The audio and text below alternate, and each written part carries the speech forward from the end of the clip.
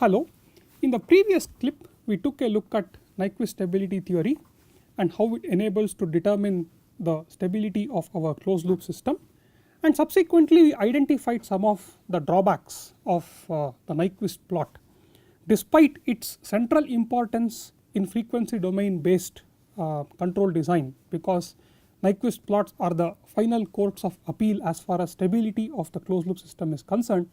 We discovered that Nyquist plots are not intuitive, and therefore we cannot easily anticipate how the Nyquist plot of controller times the plant would look if you are given the Nyquist plots of either the controller or that of the plant, and that became the motivation for us to search for a better canvas upon which to do our design, and a natural such candidate was the Bode plot, where we saw that we plot the log of magnitude of the transfer function versus the log of frequency, and this allows transforming the product operation, which is what is used when one has to plot the Nyquist plot, into a summation operation firstly, and secondly we have the asymptotic magnitude Bode plots to be essentially a bunch of straight lines whose slopes change near the corner frequencies of the open loop system.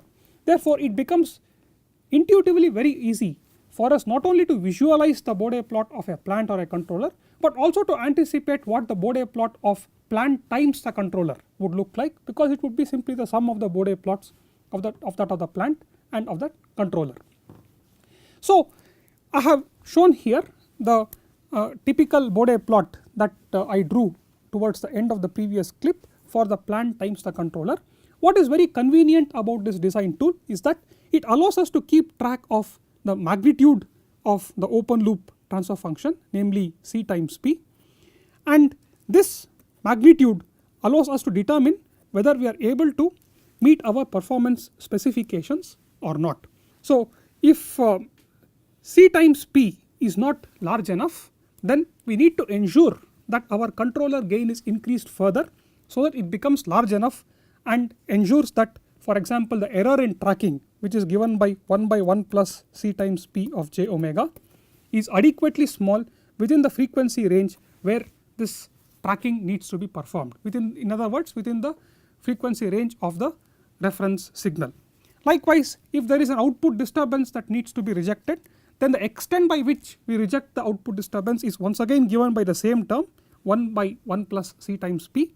So by making sure that C times P of j omega is adequately high in the frequency range where the disturbance, output disturbance affects our system, we can make sure that we are able to reject the disturbance by the desired amount. But all along, the good thing about the Bode plot is that every time we make a change to the open loop gain or the phase of the controller, it will change the Bode plot, and we can keep track of the new gain crossover frequency and the new phase margin, and likewise the new phase crossover frequency and the new gain margin, and always make sure that both the gain margin and the phase margin are adequately large for us to have an adequately stable closed loop system on our hands. So the Bode plot therefore is a nice tool that allows us to design for performance, because the gains at the frequencies of interest to us are directly evident in the plot. At the same time keep track also of the stability, because the phase margin and the gain margin is evident in the plot. So our designs therefore would be performed using the Bode plot. However, there are two issues that one needs to address when one adopts the Bode plot as the tool for doing control design. The first issue is that we note that this is the Bode plot of the open loop system, whereas the typical specifications that we would have would be for the closed loop system. So we would have to translate the closed loop specifications into open loop specifications. So that is one constraint, that is one extra step that has to be undertaken. The second issue that needs to be addressed is that this is a frequency domain based design tool, whereas most of the specifications that are given to us as engineers would be in the time domain. So we would expect our transient response to vanish within a certain duration of time, we would expect our overshoots and ringing to be less than a certain percentage, or we may have to have a steady state error less than a certain amount. So many of these are time domain specifications, and therefore one has to convert the time domain specifications into frequency domain specifications and then do the design.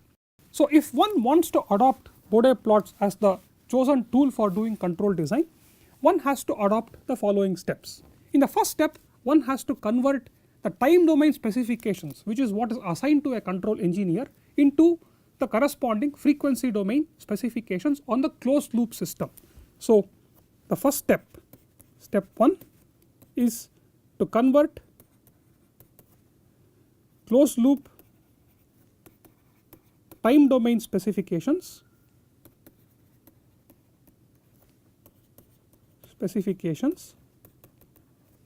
into closed loop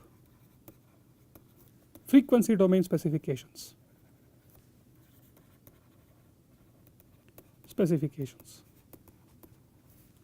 So this is the first step. Now that we have the closed loop frequency domain specifications, we have to next perform this transformation of the closed loop specifications into its corresponding open loop specifications, because we are ultimately doing our control design in using Bode plots, where we plot the open loop transfer functions. So we have to have a conversion of closed loop frequency domain specifications into open loop frequency domain specifications. Convert closed loop frequency domain specs into open loop frequency domain specs.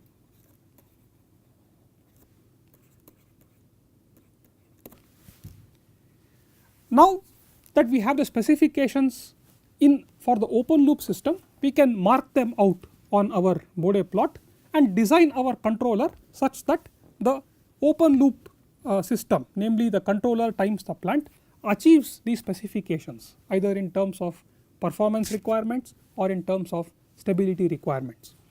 Now once our open loop system design is done in such a manner that it satisfies our closed loop open loop specifications, then we have to then work out the final closed loop transfer function and check whether the closed loop specifications are also met. Check whether the closed loop specifications in the frequency domain are met. Now there is one final step that one has to adopt. In going from closed loop time domain specifications to closed loop frequency domain specifications, we make some assumptions and approximations, and therefore our assumptions and approximations might result in error between the actual specifications and the ones that we might eventually achieve.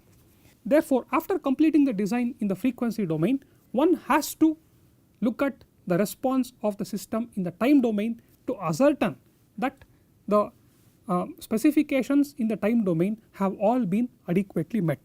So the last step therefore is to check the response in the time domain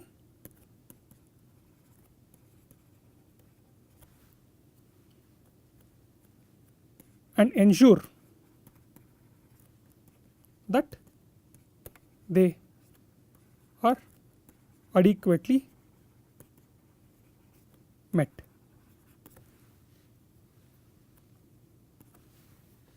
So if they are not met, then one has to change the controller structure a little bit to ensure that they are met. So we have 4 steps.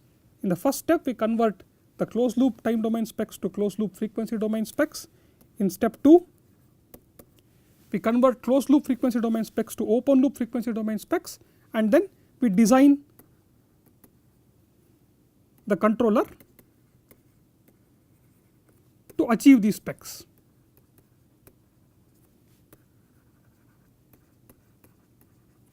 In the third step having designed the controller and having known the planned transfer function, we can now obtain the closed loop transfer function of the system, and we should check whether the frequency domain specifications on the closed loop transfer function have also been met by our controller structure. And that is once again because we have approximations in going from closed loop frequency domain to open loop frequency domain. So, having designed everything in the open loop frequency domain, we go back to the closed loop frequency domain to check whether all the specifications have been met and if our approximations were reasonable. But even after all of this, there are approximations involved in going from closed loop time domain to closed loop frequency domain. So, even if the closed loop frequency domain specifications are met, there is no guarantee that the corresponding time domain specifications are met exactly. They will be met to a large extent, but perhaps there is going to be a scope for some difference between what was specified and what was achieved. So, one has to therefore mandatorily check the response in the time domain and ensure that the specifications either in terms of disturbance rejection or reference tracking or stability are adequately met. If they are all met, then step 4 would mark the end of our design process and we can stop our control design. So, this is the flow for control design using Bode plots. So, let us now examine the different criteria and the techniques that one would adopt in following these different steps. As control engineers, we are generally told to either track a certain reference or a certain set of references or reject a certain set of disturbances. So, we will be specified the kind of time domain waveform that these references would have and the approximate waveforms of the disturbance also, based on the kind of disturbances that affect the plant that we are trying to control or the kind of references that our plant has to track. The first step, since most of our design is being done in frequency domain, the first step is to be able to examine the frequency content of either the references or the disturbances that we need to track. So, for instance, I have plotted here the magnitude of R of j omega as function of omega, and let us say that this is a curve that looks something like this. So, your reference has frequency content only up to a frequency omega capital R. It might have frequency content beyond omega R, but that might be so low that we can ignore it without seriously affecting the performance for tracking our desired references. So, this might be the kind of frequency content for the reference, and likewise in case of disturbance we may not be able to specify the exact waveform of the disturbance, but we may still be able to pass some judgment on the frequency range of this disturbance. So, we may once again be able to identify the frequency content, and in particular we may be able to identify the frequency omega d beyond which the frequency content or the spectrum of the disturbance would be vanishingly small. So, what we need to do as control engineers is to make sure that up to omega r, the transfer function that relates the output to the reference r, which is given by Cp by 1 plus Cp, should be close to 1. And if that is done, so this should be true for the frequencies going from 0 all the way to omega r. If this is ensured, then we would be able to track the reference with adequate amount of accuracy. Similarly, as control engineers, if the frequency content of our disturbance is significant only up to frequency omega d, we need to make sure that the transfer function that relates the disturbance to the output, namely x by d, which is going to be equal to 1 by 1 plus Cp, should be close to 0. It need not be exactly 0, but it should be adequately small for us to reject the disturbances adequately well. So, this is what we need to do.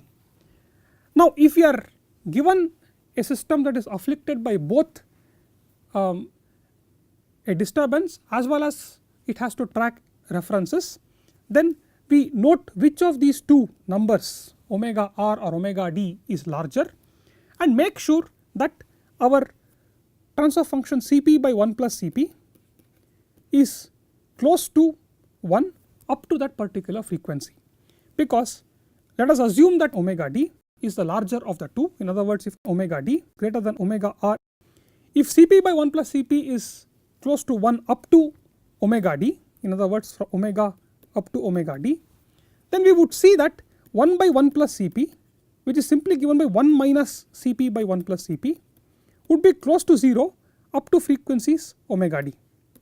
Therefore, in our attempt to get Cp by 1 plus Cp to be equal to 1 all the way up to omega d, we are also ensuring that we are able to reject disturbances adequately well up to that frequency. So, we pick the greater of the two frequencies and try to make sure that our transfer function Cp by 1 plus Cp is close to 1 up to that frequency.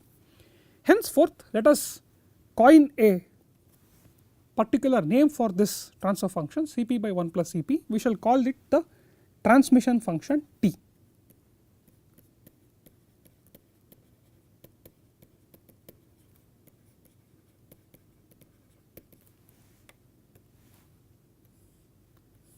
There is a good reason why T is called the transmission function, because if one were to look at the feedback block diagram where you would have C and P and the output X and the reference R, then we would see that the extent by which the reference R is transmitted through the closed loop system is given by this transfer function Cp by 1 plus Cp, and hence the name transmission function. Likewise, there is a special name for the transfer function 1 by 1 plus Cp, and it is called the sensitivity function.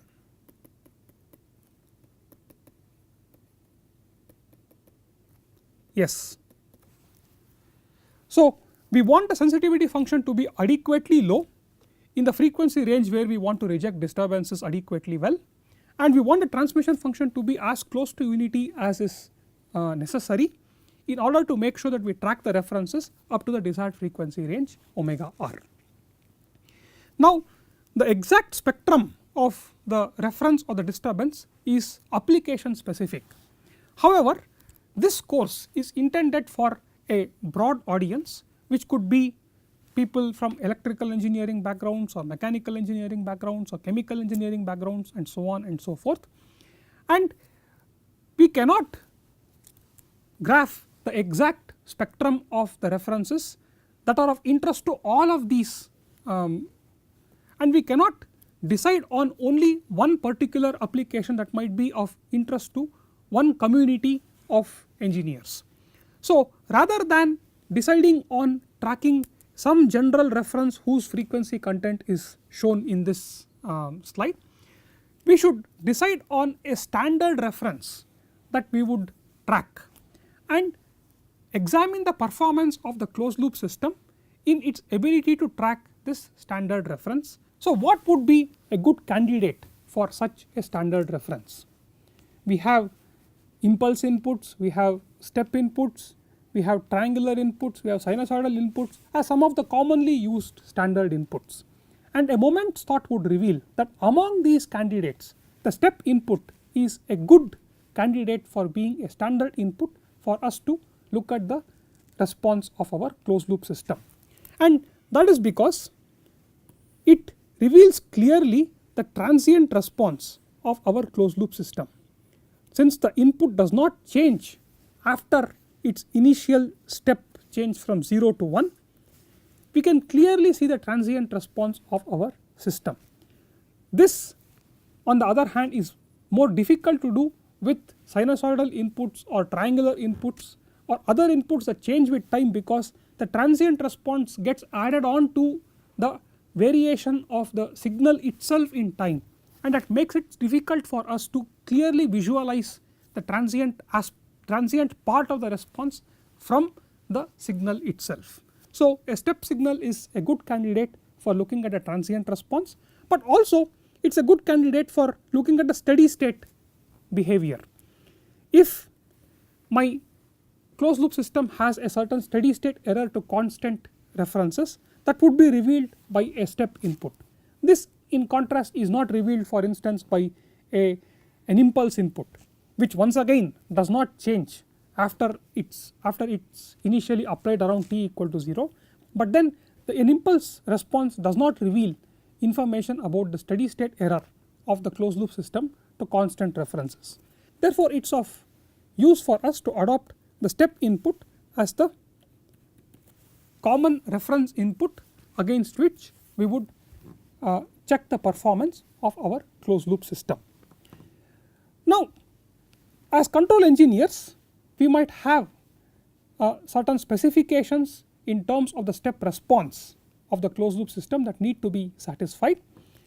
If you look at the typical step response, which might look as I have drawn in the figure here, we can mark out some of these specifications. One would be the time that it would take for the response to rise up close to its steady state value, and this is called the rise time.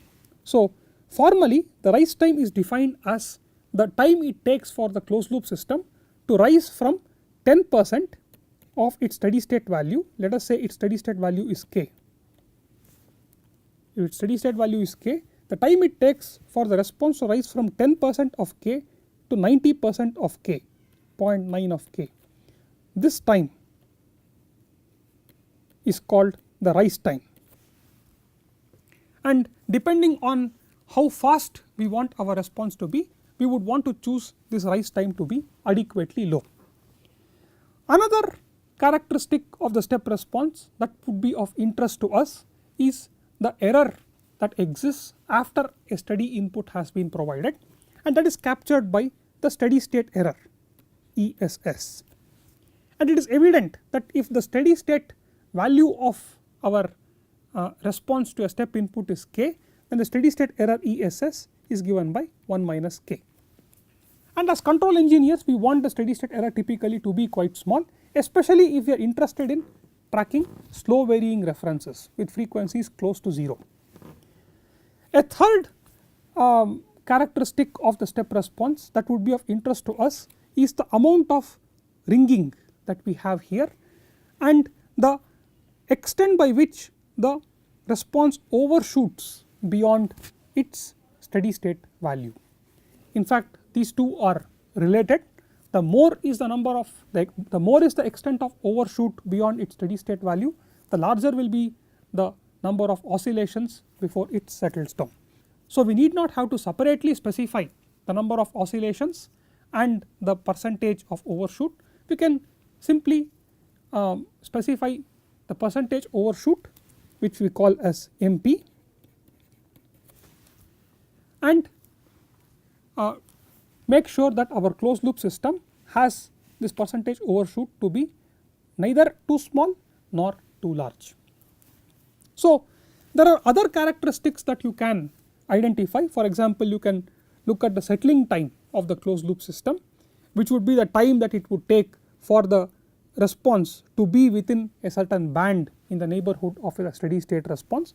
So, other such characteristics can also be identified for the closed loop response, but for now we shall limit ourselves to 3 characteristics as the desirable characteristics for our closed loop response, namely the rise time, the peak overshoot and the steady state error. Now that we have these 3 time domain specifications on performance, we now have to design a closed loop system which allows us to achieve these particular specifications. To do that, as we said, if we have to do it using Bode plots, we have to first transform these time domain specifications into corresponding frequency domain specifications. These frequency domain specifications have to be for the closed loop system, and here is where we meet our first roadblock. The closed loop system's transfer function is given by t is equal to c times p by 1 plus c times p. Now, we have to design the controller so that our closed loop transmission function has a step response that looks similar to what has been given here. But we have not yet designed our controller, and therefore our transmission function is not yet known to us. given the fact that our transmission function is not yet known to us, we are now at this strange situation where we want to be able to convert the time domain specifications to frequency domain closed loop specifications, but we do not know the structure of T. So, how do we resolve this dilemma? Here is where we adopt the notion of dominant poles.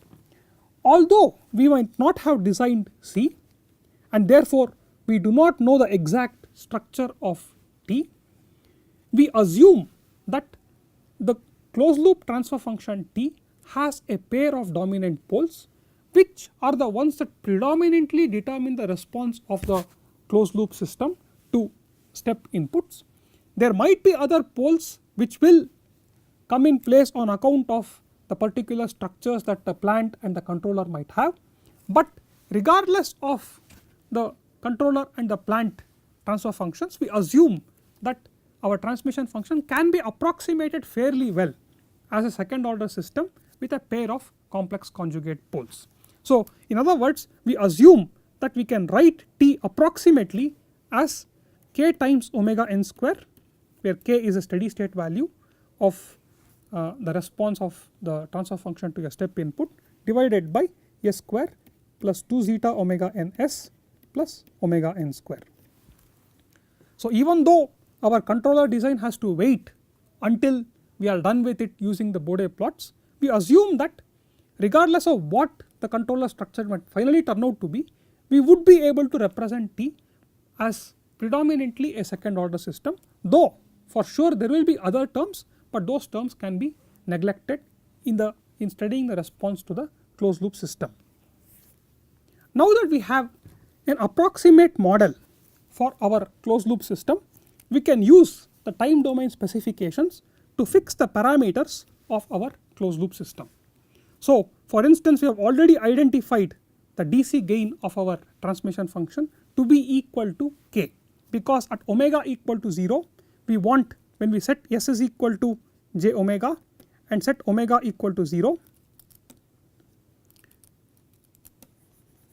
So, when we set s is equal to j omega and evaluate it at omega equal to 0, then we would have T of 0 to be equal to k. So, this would be the magnitude of the transmission function at omega equal to 0, and therefore represents the steady state value of the step response of our closed loop system, and that should be equal to the value k that we have already identified from the time domain response. So, that leaves us with two more parameters, namely omega n and zeta, that need to be identified. If we look at the peak overshoot, one can obtain the step response of a second order system which has a transfer function of this particular form, and therefore derive the dependence of the overshoot MP on the parameters of this second order model. It can be shown that MP has this particular structure. We would have MP to be equal to exponential of minus zeta times pi divided by square root of 1 minus zeta square. Therefore, if in the time domain response we have specified MP, then we can obtain zeta from this particular equation, and therefore have a specification for the approximate second order closed loop response of our system. What that leaves us with is to fix the parameter omega n, and that we can obtain from the rise time of our closed loop system. So, if we have specified a certain rise time Tr, we can show that this rise time Tr is approximately equal to 0.4 divided by Fb, where Fb is the bandwidth of our closed loop system, which in turn is equal to 2.5 by omega b, where omega b represents the bandwidth of the closed loop system in angular frequency. Now, the notion of a bandwidth is based on the value of the frequency at which the magnitude of T of j omega is equal to 1 by root 2 times its value at omega equal to 0. In other words, magnitude of t of j0. Now it can be shown that for a second order system, a system that has a transfer function that looks something like this, the frequency at which the magnitude of the transfer function becomes 1 by root 2 times its magnitude at omega equal to 0, which is given by omega b, is approximately equal to omega n times 1.5. Therefore, from the rise time specification, we can use this equation to obtain omega b, and from this equation that relates omega b and omega n, we can obtain the frequency omega n. Now we have identified all the parameters of our approximate transmission function. So if we were to graph the approximate transmission function t, the magnitude of t as function of omega would look something like this. At very low frequencies, its gain is k, and as we approach omega n, the magnitude will increase, and then at the resonant frequency the magnitude will be at its maximum value, and when zeta is small, this resonant frequency, as we discussed, is approximately equal to omega n, and then it will finally drop off. The frequency at which the magnitude becomes 1 by root 2 times the steady state value, in other words the magnitude becomes k by root 2, is what we define as the bandwidth omega b. Now this equation relates approximately the bandwidth of a second order system with low damping to the natural frequency omega n, and this equation relates the rise time to omega b. So if in the time domain we have a certain specification on the rise time, or in other words the speed with which or the quickness with which we want our closed loop system to track references, then we can convert that to omega b, and from that obtain omega n, and from that we are able to obtain the approximate transmission function, which can subsequently be converted to the corresponding open loop specifications. This we shall look at in the next presentation. Thank you.